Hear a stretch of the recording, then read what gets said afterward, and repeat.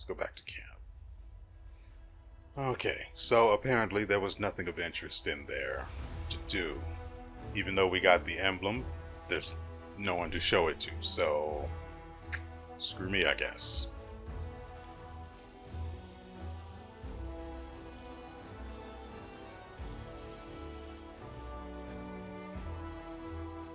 You know what? I wanted to go to Heaven's Edge this video. Let's at least get there.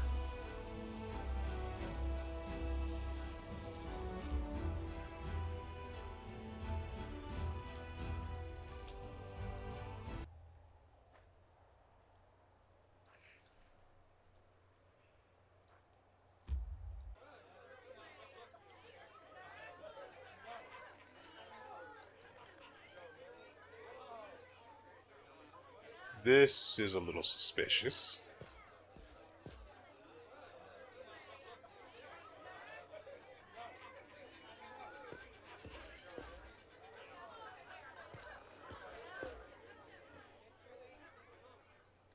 My not so numerous, but nonetheless dearest guests.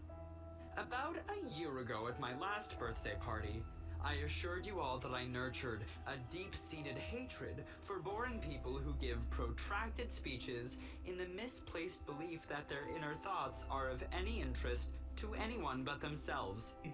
Now I am a whole year older and also a full-fledged crusader, an honorable position that requires me to be as dull, pedantic, and vexing as I possibly can. Therefore, a speech it is. The revered cleric Nestrin, my guardian and tutor, often told me that those who live a sinful life may expect to join the abyssal hordes after they die. This is why their path is the most despicable of all. A part of their soul may return to Mendev in the abominable form of a demonic invader. Every time we see a demon, we might as well think about it. What if this wretched creature used to be your great-great-grandfather? What if certain parts of this pointy-tailed beauty used to belong to your pious cousin? They say that the demons represent the sins of the souls they are made of. Succubi emerge out of lustful souls. Vandals turn into Abracandilu. Gluttons become Nabasu. I, for one, am determined to commit as many different sins as possible, so that the distributive mechanism of the abyss breaks when it tries to decide what to do with my soul. You have to hand it to him. At least he's put thought into his mindless way of life. You, my dearest guests, will be my assistants in this complicated task. Eat, drink, and indulge yourselves in whatever vices you can. Let nobody leave this house as righteous as they entered it. Live every day like it's your last. After all, nobody knows when that day will arrive, do they? Daran smirks, finishes his wine, and tosses the glass to the ground.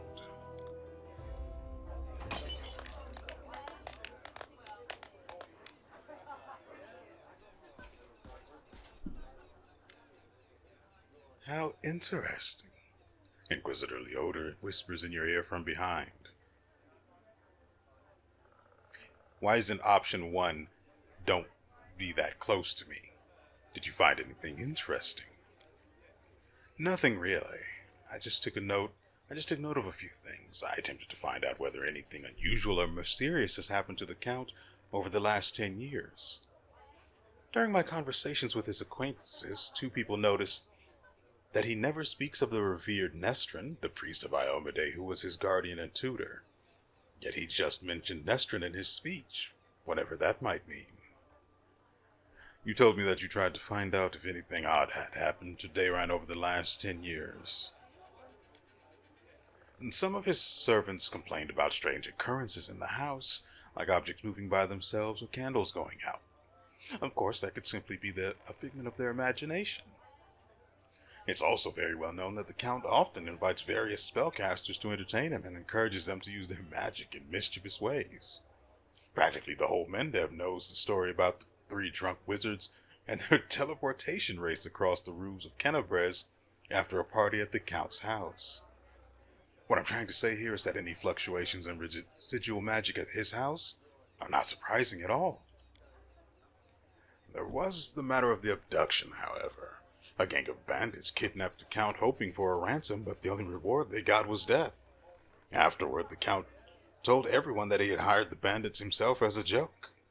The other mercenary squad that freed him and executed the bandit was also in his employ. Nobody really wanted to delve too deep into this case after confirming the identities of those wretched cutthroats, but there was one disturbing fact about it all, and I don't mean the Count's bizarre idea of fun. The mercenaries who supposedly freed him had also cut off the bandits' heads, after they had already killed them. Their heads were cut off. You mean the bandits who attacked Dayran? Yes. Perhaps I wouldn't have even noticed this detail had I not visited Heaven's Edge right after the tragic incident. I remember that we also found several headless bodies, both of guests and demons. We thought they had been decapitated during the fight. And here it is. My companions have been finding severed heads among their belongings recently. Strangely, things like this weren't a problem before Dayran joined the party. What? That is an alarming coincidence. Now we have another reason to conduct an investigation. It is crucial that we find out what exactly happened at that tragic feast. So what do we need to do? Now, that's the hardest part. I need to dive deep into the past of this place, which requires casting several different spells over some time. It would be very convenient for me if nobody interrupted the process. Ugh. It would be very convenient for me if nobody interrupted the process, especially the Count himself. I don't think he remembers my face, but a suspicious stranger casting unknown spells might attract his attention. All in all, what I want you to do is distract the master of the house. Right now, he's playing host in the very place I'd like to start with. Any ideas how I should distract him? I don't know. Maybe your companions can assist you somehow, or you can take a look around. Perhaps there's something that can help us. All right. Good luck. Come back to me when the Count leaves. I will tell you everything I managed to find out and maybe even show you something.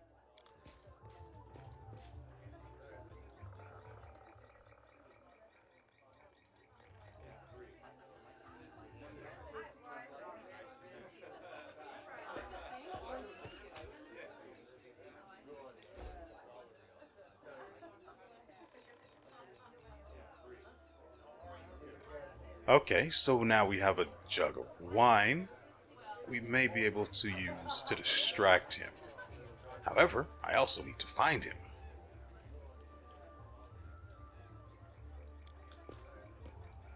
The decorative plants are in a miserable state. They've been neglected for many years.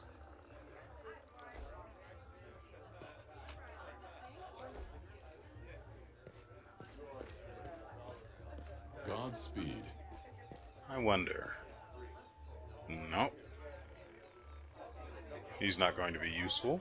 What about land? Nope. That's a drunk noble. There she is. Nope, not her either. And Camellia, naturally, is off being creepy. Good job, Camellia. Stay strange. Okay. Dayran, who has been watching the guest with an unreadable expression, turns his head to you and says in a casual tone, like he's continuous, wow.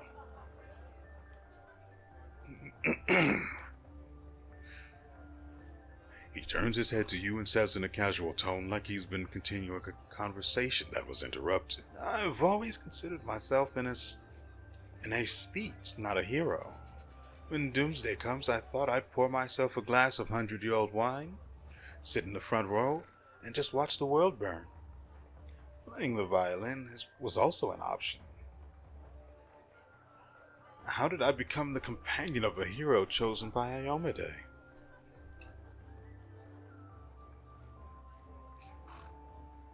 Sometimes the most casual occurrences dictate our fate's course. I'm afraid that is not always the case. Sometimes it is dictated by alien but wholly deliberate forces.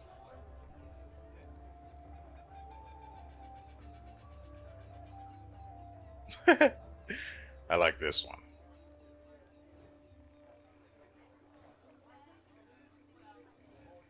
I don't know if I can do these.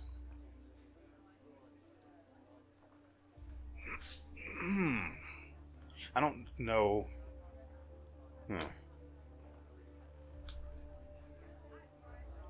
I don't know if I can go with these other options before we try to distract him and make him, well, go away.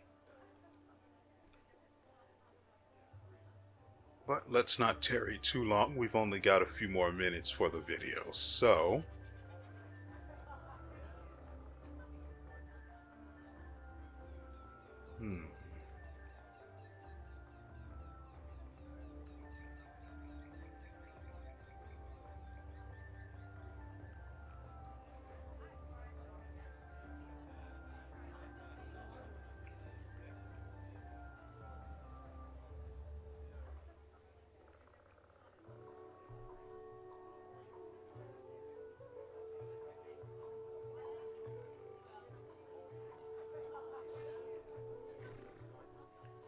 I wonder if this would be good for a distraction. But we already have the wine.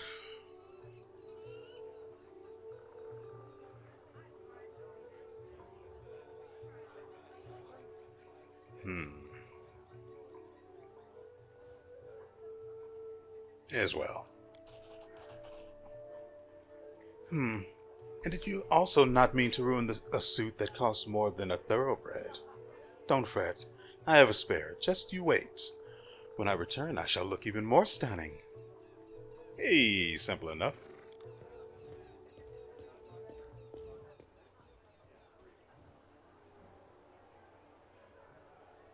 And where the frick is the odor? May as well grab this. See? The loot.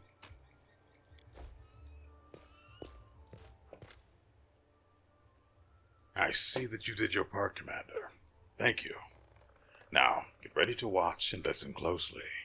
I will unravel the past of this place and try to show you whatever I find.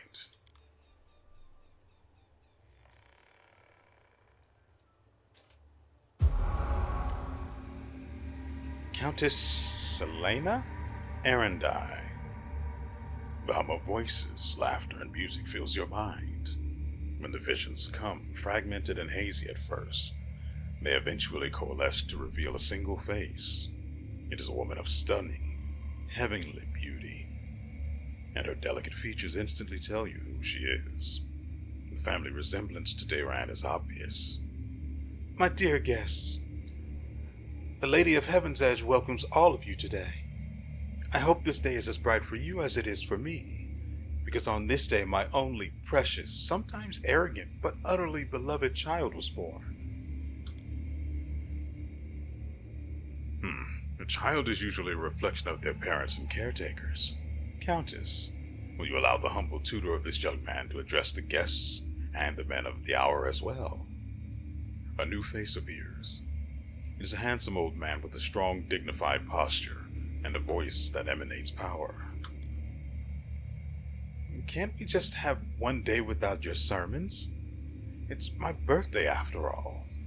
10 years ago, the young Dayran had an utterly angelic appearance. His table manners and expression lacked the dignity of a true angel, however.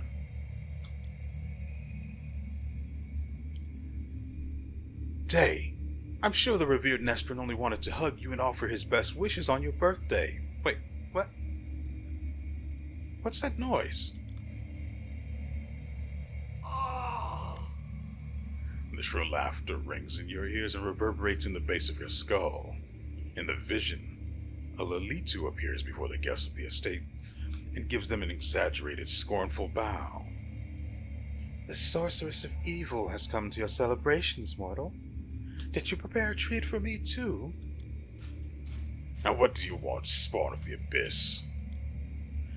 I've already done everything I wanted to. Hey, you doddering cleric, look around. Don't you notice anything odd? The plague is in your wine, in your food, in the air around you, in your blood. Soon you will all die.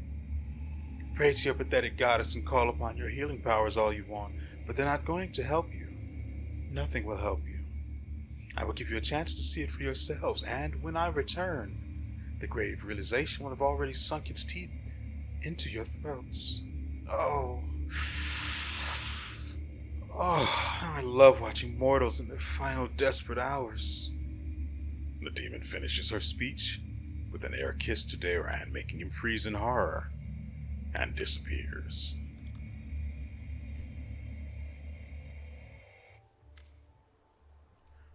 Leodor Hawkblade shakes his head and slowly exhales, rubbing his temples. The first appearance of the disease and the Lilitu, one of the many sisters of the accursed Minago. So far, everything I've seen matches official versions of the event. Surely the cleric could have done something. I can't say for certain, but I believe there was nothing he could have done. Magical diseases are already difficult enough to cure, and if this plague struck very fast indeed. Now we must find out what happened next. So, what now? I can sense the aftershocks of a very strong outburst of emotions and memories somewhere in the west wing of the house. Something must have happened in one of the rooms, so please check if anyone is in there and distract them if need be.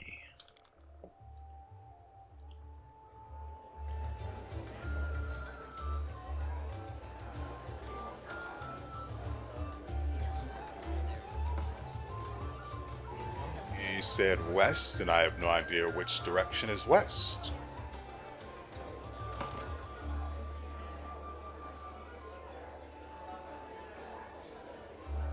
Mr. Ed is not getting to have any fun here. Poor thing. So I'm guessing this way.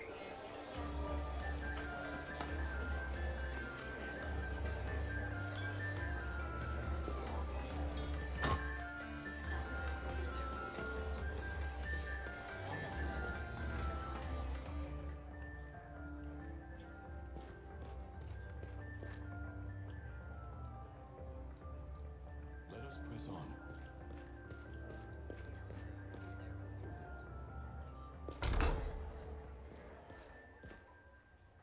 Oh, hey there. Yep.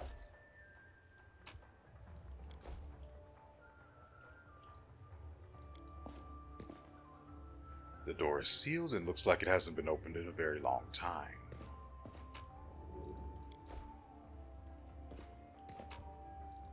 No, I don't think I will. I just saw a portrait of Dayran's mom. So she was an Azamar too, huh? Some people get a celestial bloodline, tons of money and a title, while others get horns and a slap in the face. Yeah. We march ahead.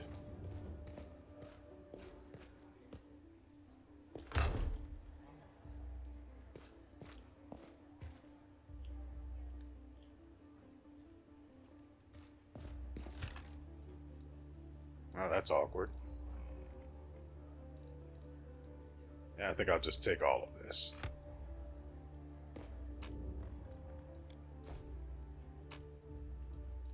And we have Legend of the Pathfinder and 1,000 Revolutions, neither of which are valuable.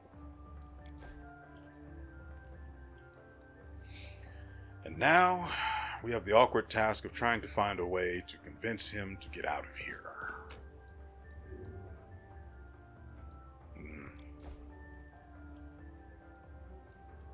Hey, buddy. Dayran arches a brow at you, but he doesn't seem to be disturbed in the slightest by your entrance. He's not trying to cover up or get dressed any faster.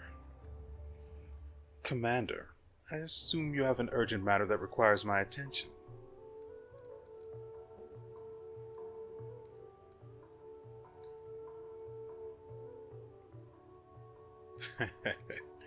I am absolutely confident that you won't be able to persuade Camellia to dance with you. Ah, now that is a challenge. I can imagine her either graciously acquiescing or deftly slipping deadly poison into my wine just for suggesting it. Such is our dearest Camellia. You've given me a brilliant idea.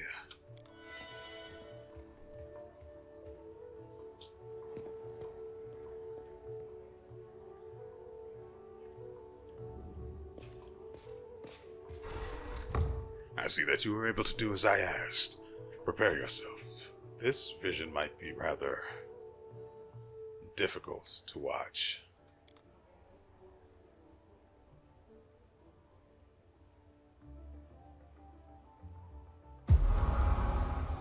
Young Dayran stands motionless by the Countess's bed. His face is pale with fear, and for good reason. His mother's heavenly beauty is gone. Her smile, once beaming with vitality and happiness, looks more like the grimace of a corpse. Only her golden hair still glows, a sad reminder of the healthy young woman she was just a few hours ago. Mother? Can you hear me, Mother? Day, my boy, how did you get here? The Countess's voice is fading. Don't come any closer. This disease... Mother, listen. The revered Nestrin has sealed the gates. He says that he won't let anyone leave the estate. If the plague reaches the larger settlements, no one will be able to stop it. He claims this is why the demons attacked us in the first place. They knew we would call upon the strongest clerics to heal us, and those clerics would catch the disease and die as well. The Fat Baron and his family tried to escape, but three-armed paladins barred their way and said they would not let them go. Mother, we need help. Kennebrez is full of clerics, wizards, and demons, and who knows? Kennebrez is full of clerics, wizards, and demons know who else. They might know how to stop it. We need to get there as soon as possible. We must obey the revered Nestrin. We are the lords of Mendept, and we must protect our people. If the plague reaches Kennebrez, thousands of innocent people will die. I don't care about any innocence. Daran's voice rises to a shout. You're ill, Mother. You're dying. You must tell them to open the gates and take you to Kennebrez. They won't listen to me, but you are the lady of the estate. They can't refuse you. I can't. I must. Please leave, my dearest. Don't lose hope. You can still... A convulsion overtakes the Countess's body. Her last words are swallowed by a long, guttural groan. Leodor wearily rubs his temples. Wearily rubs his temples. But his face is unreadable. Now I have an answer to one of my many questions. Nobody went to Kennebrez in search of help because the revered Nestrin didn't let them. He valued the safety of the city more than the lives of his flock at the estate. What a difficult choice it must have been.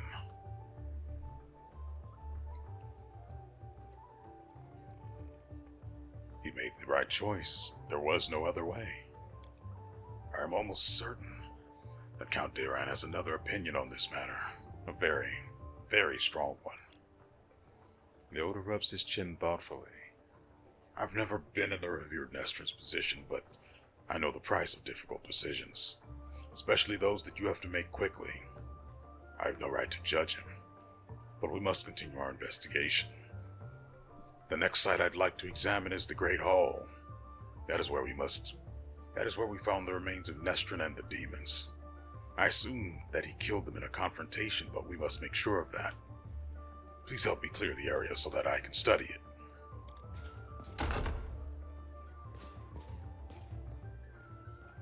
Our path leads on.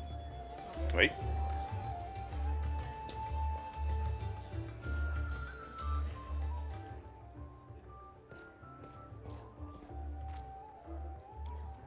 It seems there's a hidden cache inside the wall. You can see a keyhole among the decoration.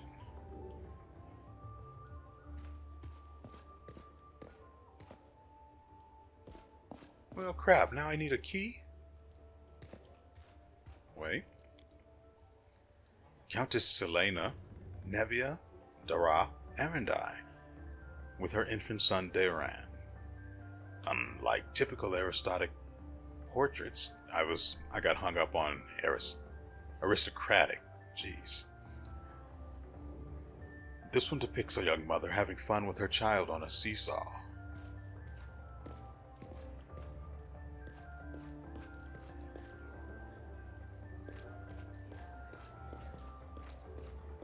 I will guide us.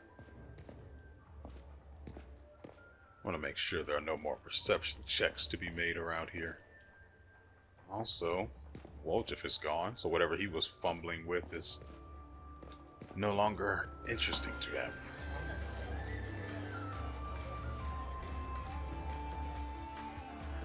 Ah, so he did get her too. Nice.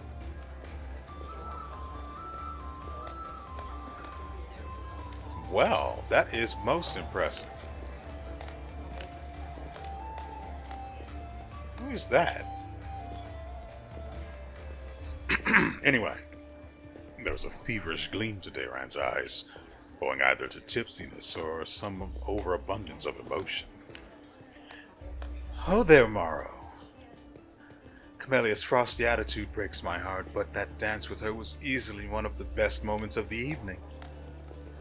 How are you enjoying my party? Are you having a good time?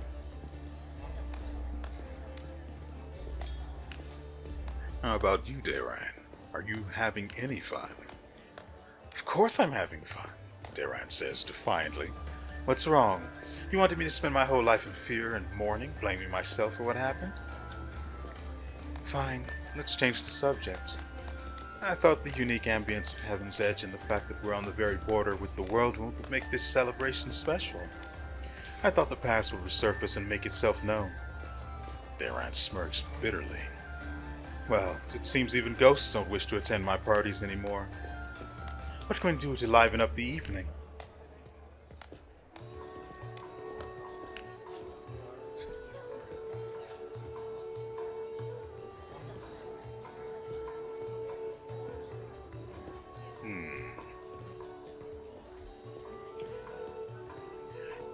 You know what I think?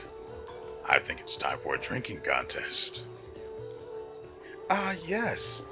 The tried and trusted method for salvaging a dull party.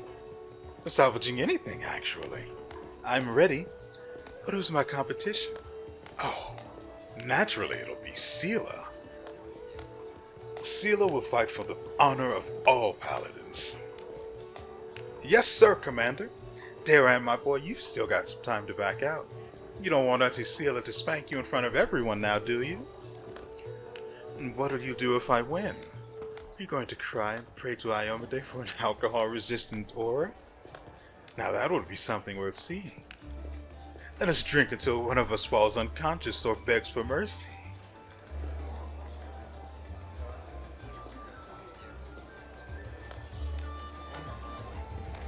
Yes, all according to my plan. That was just a little warm-up, I say. Up for more? The fear of your inevitable defeat has already got the better of you, Dayran. I can see it in your eyes, boy. Come on. Let's have another round. This will be the one that knocks you flat. Falling in battle against such a worthy opponent won't even bruise my ego. Especially if you carry me upstairs to bed afterward.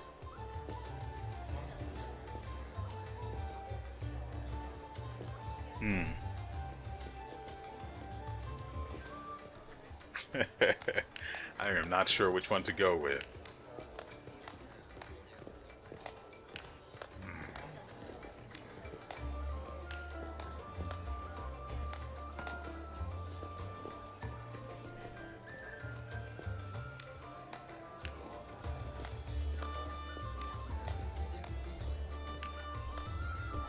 I'm going to go ahead and cheer for Dayran because I don't believe he has the chance. He has even the slightest chance to beat Seela here. I'm cheering for Dayran. Go on, Count. Show us what you've got. That was unexpected. I thought everyone was against me.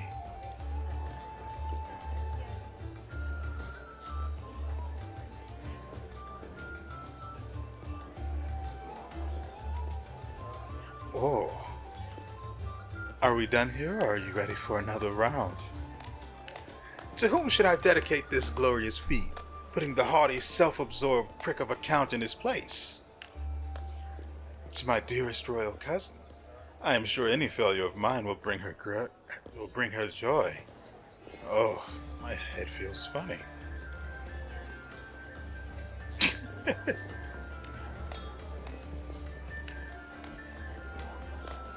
Excellent. My grandfather, or maybe my great-grandmother, put this bottle in the family cellar. So why did it fail the scion of the illustrious Herondai in his time of need? Duran looks a bit unsteady on his feet.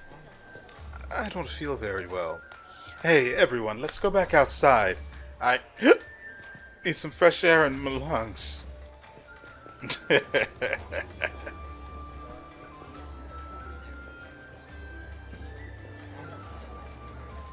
All according to plan.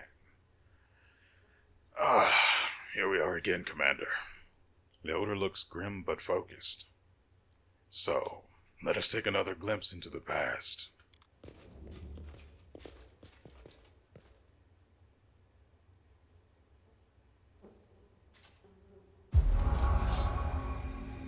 A ripple of laughter flows through the hall. It begins as a sweet, charming chuckle, but then turns into a rasping cackle that makes Dayran huddle even deeper into his corner. Why are you running from me, my sweet prince? Come on, let me touch you. I'll give you... The booming voice of an old man dressed in Iomedaean robes shakes the walls of the hall. Get away from him, demon! Let the boy go. By the blade of the Inheritor, you touch him only over my dead body. You're pathetic, old cleric. Are you the guardian of this charming little prince? Well, you guarded him in vain. The disease is already circulating in his blood, and soon he will rot before your very eyes. You won't be able to help him, and I can at least make sure his death is beautiful, clean, and sweet. The demoness turns her eyeless face to Dayran and licks her lips. A coarse laugh escapes the young man's throat. We'll see about that. Leota turns toward you in astonishment. Droplets of sweat glisten on his temples. Something's wrong, Commander. My spells aren't working as expected. It's as if some kind of a supernatural explosion occurred here 10 years ago, bending everything together. The magical auras, the emotions, the memories. I will try again to read it.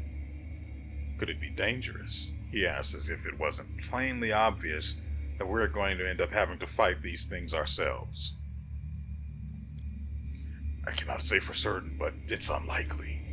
The past is in the past, and no one can travel through time except for some uniquely powerful entities like Aeons, or perhaps the eldest of the First World. Even though the past of this place is horrible, it poses no threat to us in the present. He said, uncertainly.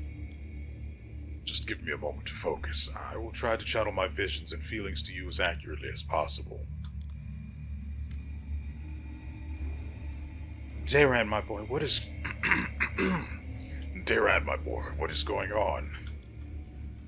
That didn't seem right. The Elder's muscular shoulders suddenly begin to shake. The vision he is channeling does not change, but you feel something enormous and chilling silently infiltrate the reality around you. The presence of this nameless being becomes almost palpable.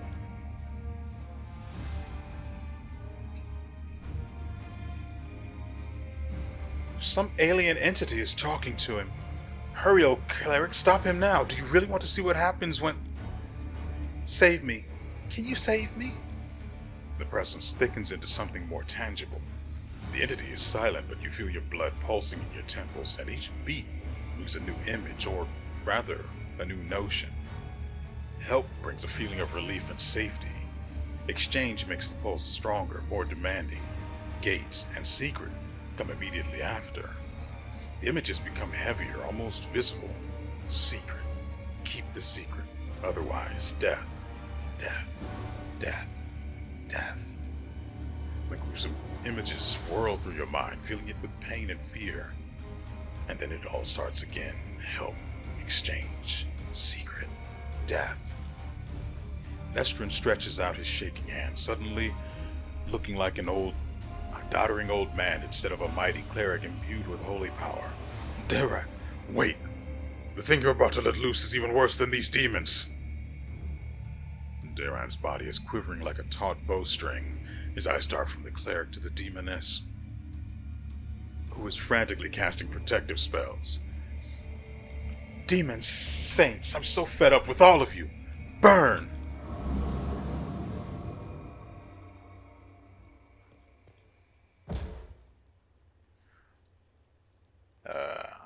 Buddy?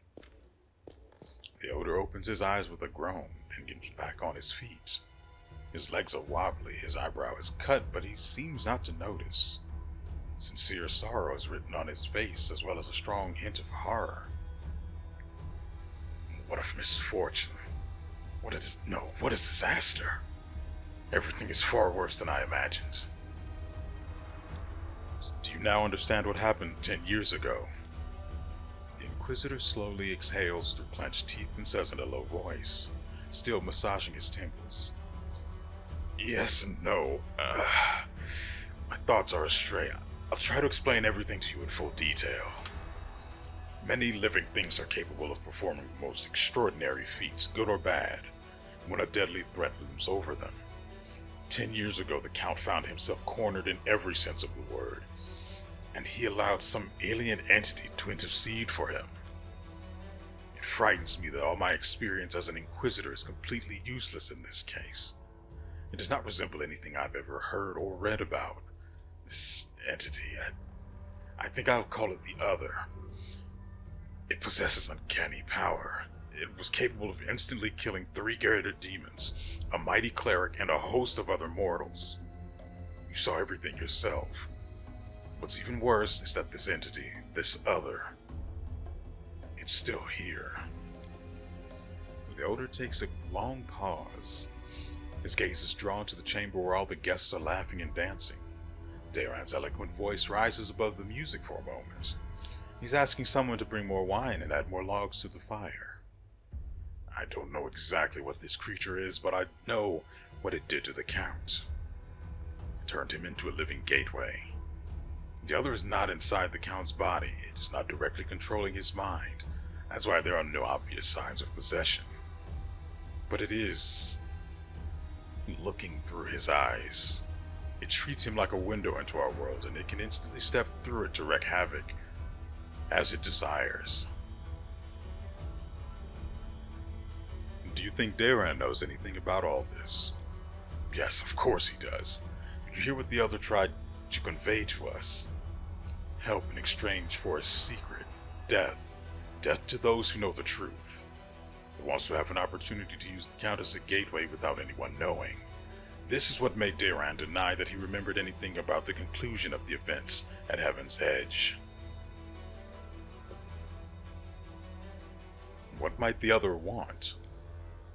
This is the strangest thing about it all.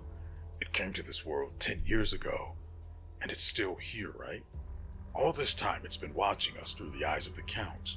Had it, for instance, wanted to kill Her Majesty the Queen, it would have had plenty of opportunities to do so. The Count can get close to practically every influential figure in Mendev, but the Other refuses to act, or its interests lie in some other sphere. So then the disease was not to blame for everyone's deaths. Not everyone. Just Nestrin. His paladins. No, the disease didn't kill everyone. I know that it was the work of a mysterious, omnipotent entity, but it still stings. I was here 10 years ago and I didn't check everything personally, and those who did failed to sense that something was wrong. So could the Other be the reason why my companions kept finding severed heads among their belongings back in Canabris? This seems very likely. I'm almost certain you are right. People tend to lose their heads when they get close to Count Erendai anyway. I apologize, that was inappropriate. Perhaps your gruesome findings are the heads of some cultists who tried to kidnap the Count during the Canabres slaughter, or perhaps they provoked the other in some other way. We need to do something. Yes. Now I understand Father Nestrum perfectly. I must make a crucial decision despite a dearth of information. The Inquisitor falls silent for a while. Then he looks you right in the eye. Commander, first and foremost, I must apologize to you. Second, I must ask you to keep this secret. What are you sorry for? I apologize for dragging you into this mess. You see, the other, an entity of immense power, stated very clearly that it would kill anyone who found out the truth, anyone who knows what the Count is, that the Count is actually its living gateway. I suppose this secret is currently known to 3 people on Galarian. You, me, and Count Daron. And that means... The Elder gives you a crooked smirk and shrugs. Why should I keep it secret? He asked stupidly. As soon as the Count finds out that we know his secret, the other will understand it as well. We do not know what it is and what exactly the scope of its powers may be, but we do know it would dispose of anyone who might reveal its existence. I've made a decision. I will not tell anyone about the discovery we've just made, not even the Queen or my superiors. Instead, I will immediately go to Nerosian and sift through all the archives of the Inquisition in order to find out exactly what we are dealing with and how it can possibly be defeated. I may also make some cautious inquiries in other places, including Absalom. Still, I will not reveal the truth until I have found at least some reliable information. I am asking you to do the same. Specifically, do not say a single word about our investigation to the Count himself.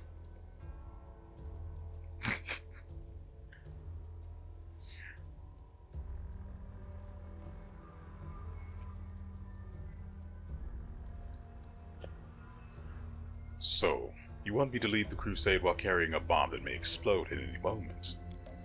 I'm afraid that you won't be able to hide from the consequences when this bomb does explode. It is up to you to decide, though.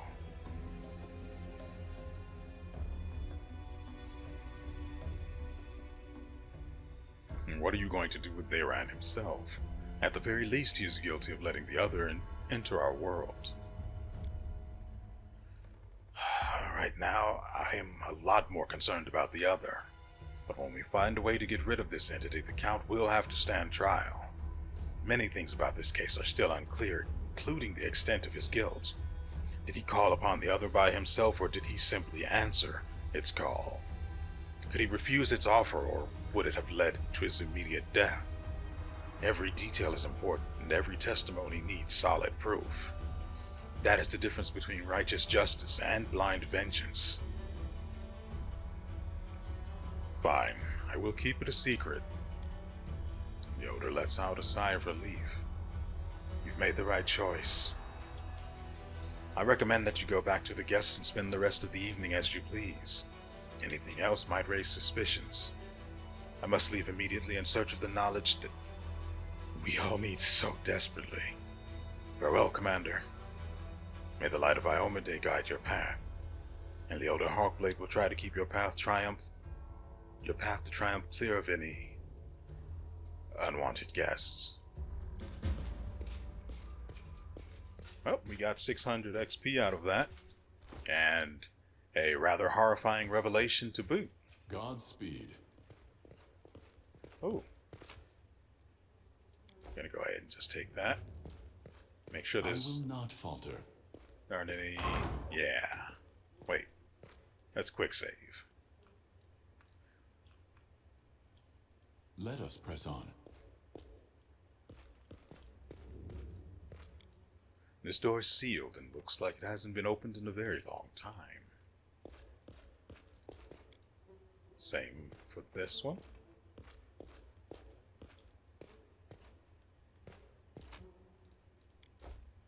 Well, there's that, I guess. No perception checks, so I guess we go then. Maybe we check this first. We march ahead. Nope. So we go out.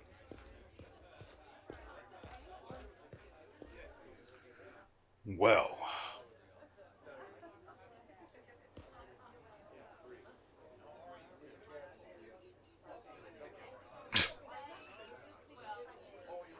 I think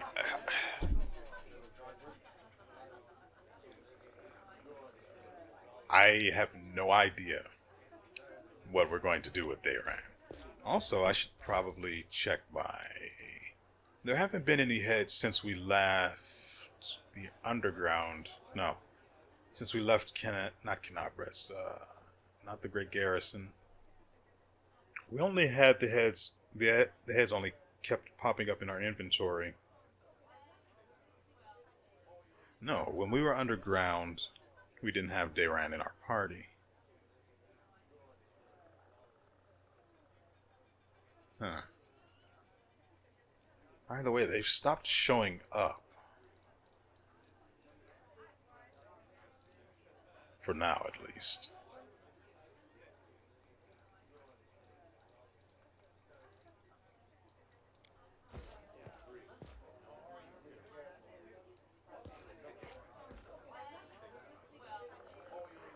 Oh, hey there, buddy.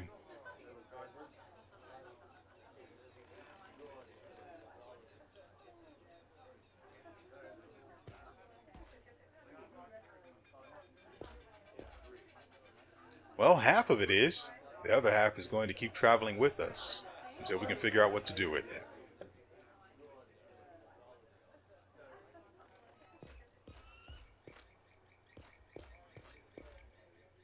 May as well see what she thinks about this. There was a common opinion that any party like this one must inevitably end with a fight. If you're trying to encourage me to check this hypothesis personally, then I'd rather observe from afar. Nope, because if we got into a fight here, we would probably all die.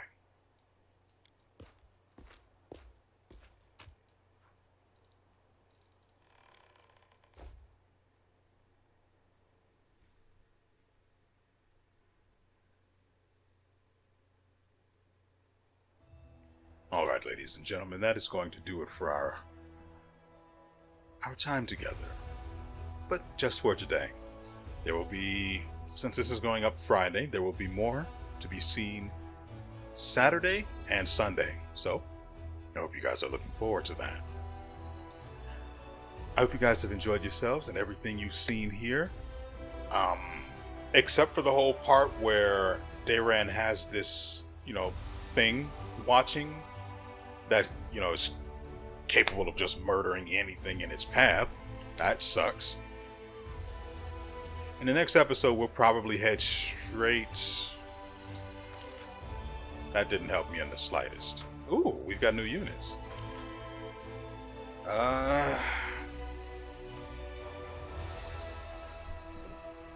Probably go for the...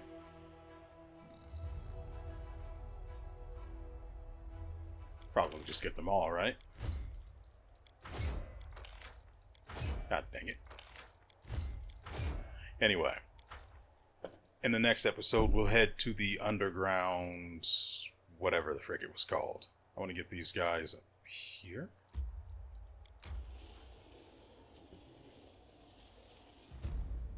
Oh.